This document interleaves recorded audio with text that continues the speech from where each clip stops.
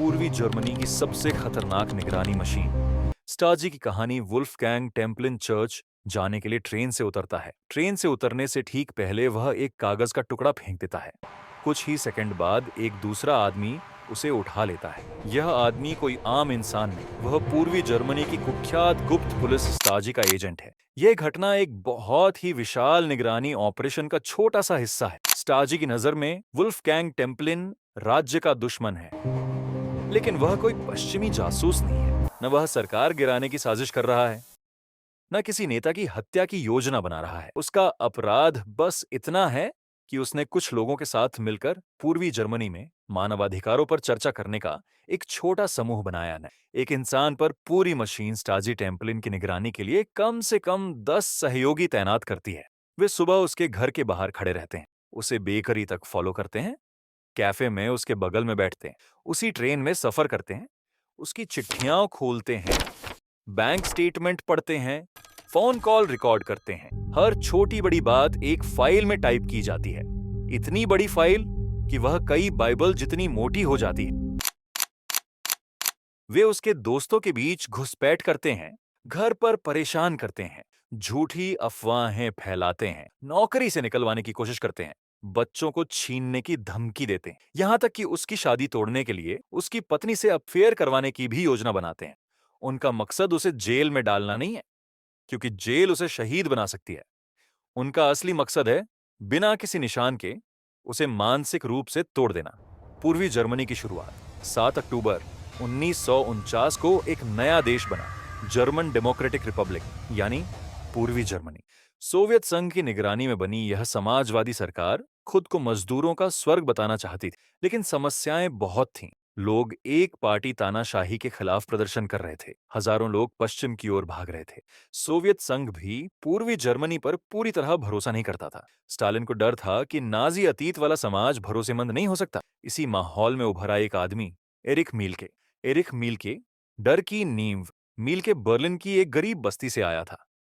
किशोर उम्र में communist party में शामिल हुआ, सड़कों पर फासिस्टों से लड़ता रहा। अपनी वफादारी साबित करने के लिए उसने दिन दहाड़े 2 पुलिस वालों की हत्या तक कर दी। नाजियों के सत्ता में आने के बाद वह सोवियत संघ भाग गया और वहां गुप्त पुलिस के लिए काम करने लगा। यहीं उसने स्टालिन की चरम साजिशी राजनीति को नजदीक से देखा और वही सोच वह बाद में पूर्वी जर्मनी ले आया। कुछ ही सालों में वह स्टाजी का प्रमुख बन गया। उसका सपना था एक ऐसी पुलिस बनाना जिसके बिना देश की कल्पना भी न की जा सके। खुला आतंक से छुपी निगरानी तक। शुरुआत में स्टाजी खुलेआम हिंसा करती थी, झूठे मुकदमे, फांसी, डर का राज, लेकिन यह समाजवाद की छवि के लिए खराब था, तो उन्होंने रणनीति बदली। अब लक्ष्य था छुपी हुई सर्वव्यापी निगरानी, और यहीं से बना दुनिया का सबसे घुसपैठिया सर्विलांस सिस्टम। हर मिनट की निगरानी। सुबह 6 बजे निगरानी शुरू होती है, 7:30 बजे वह घर से निकलता है, बेकरी जाता है, ट्रेन लेता है, 1 घंटे बाद लौटता है। सब कुछ मिनट मिनट दर्ज किया जाता है। उसे एक कोड नाम दिया जाता है, सेंट्रल वन। ये कोई खास मामला नहीं था। 1980 के दशक में हजारों लोग इसी तरह निगरानी में थे। चिट्ठियों से लेकर बदबू तक स्टाजी के पास सब कुछ था, medical record, bank data, school report. लेकिन वे जानना चाहते थे कि लोग बंद दरवाजों के पीछे क्या सोचते हैं। एक इमारत बाहर से पोस्ट ऑफिस लगती थी, अंदर सैकड़ों कर्मचारी हजारों चिट्ठियां भाप से खोलते थे। फोन कॉल रिकॉर्ड करने के लिए अलग विभाग था, जहां हजारों बातचीतें बिना सुने रिकॉर्ड होती थीं। फिर आते हैं ओटीएस, स्टाजी के गुप्त इंजीनियर, बटन में छुपे कैमरे, चीनी के क्यूब में माइक्रोफोन, दीवारों, लाइटों, बाथरूम तक में बग। यहां तक कि लोगों की अंडरवियर या कुर्सी से बदबू के सैंपल चुराए जाते थे, ताकि कुत्तों से पहचान करवाई जा सके। रेडिएशन से ट्रैकिंग। कई असंतुष्टों को रेडियोधर्मी पदार्थ से टैग किया जाता था। एजेंट अपने कोट के नीचे गीगर काउंटर पहनते थे और सिर्फ टिक टिक की आवाज से लोगों का पीछा करते थे। बाद में कई असंतुष्ट दुर्लभ कैंसर से मरे। संयोग था या नहीं, कोई साबित नहीं कर सका। नागरिक जासूसों का जाल। 1989 में 16 मिलियन की आबादी पर 90,000 स्ताजी अधिकारी थे, लेकिन असली ताकत थे 2 लाख से ज्यादा नागरिक मुखबिर। हर 60 लोगों पर एक जासूस, पड़ोसी, दोस्त, सहकर्मी, यहां तक कि पति पत्नी भी।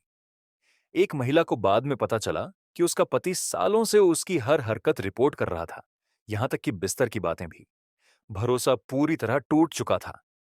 फिर आता है स्टाजी का सबसे खतरनाक हथियार, जरसेत्सुंग, मतलब धीरे धीरे तोड़ देना। झूठे ऑर्डर, अनचाही डिलीवरी, कारें, सीमेंट मिक्सर, हजारों कंडोम, जिंदा मुर्गियां। नौकरी पहले ही छिन चुकी होती है, अब मानसिक शांति भी छीन ली जाती है। घर में चुपचाप घुसकर फर्नीचर थोड़ा सा बदल दिया जाता है, घड़ियां आगे पीछे कर दी जाती हैं ताकि इंसान खुद पर शक करने लगे। आखिरकार टेम्पलिन और उसकी पत्नी गिरफ्तार कर लिए जाते हैं, बिना मुकदमे देश से बाहर भेज दिए जाते हैं। बच्चों को उनसे अलग कर दिया जाता है, लेकिन वे टूटते नहीं। 1989 में बर्लिन वॉल गिर जाती है। लोग सड़कों पर उतर आते हैं, डर खत्म होने लगता है।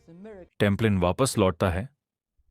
अब एक लोकतांत्रिक देश में, जर्मनी के एक होने के बाद लाखों लोग अपनी स्टाजी फाइलें देखते हैं।